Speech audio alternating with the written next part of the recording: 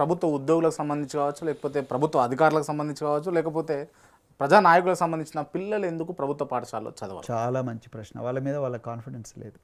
ముందు వాళ్ళకు ఎందుకు నేను విద్యాశాఖ మంత్రి అయినా, ఎందుకు నేను ఆరోగ్య శాఖ మంత్రి అయినా, నేను ఎందుకు మంత్రి అయినా, నాకు ఈ ఆపర్చునిటీ ఒక ముఖ్యమంత్రి ఎందుకు ఇచ్చిండు, నేను ఏం చేయాలి, నా ముందరున్న బాధ్యత, నాకుండే అధికారాలు ఏంటి, నేను కేవలం పైరవేలు చేయడం కోసం ఈ మంత్రి పదవిలో కూర్చున్నానా, లేకపోతే బంగాళాలు ఉండడం కోసం మంత్రి పదవిలో కూర్చున్నానా, లేకపోతే ఈ ప్రజల జీవితాలు మార్చడం, ఈ డిపార్ట్మెంట్ ఫేసే పూర్తిగా మార్చేసి దీని క్రెడిబిలిటీ మార్చి దీని ఒక గొప్ప బ్రాండ్గా తయారు చేస్తానా అన్న ఆలోచన ఒక మంత్రికి ఉంటే బాగుంటుండే. ఇప్పుడు రేవంత్ రెడ్డి ఉన్నాడు, ఆయన విద్యాశాఖ మన ఏం చెప్పిండు, నేను కావాలని విద్యాశాఖ నా దగ్గర పెట్టుకున్న, విద్యా వ్యవస్థను సమూలంగా మారుస్తా అన్నాడు.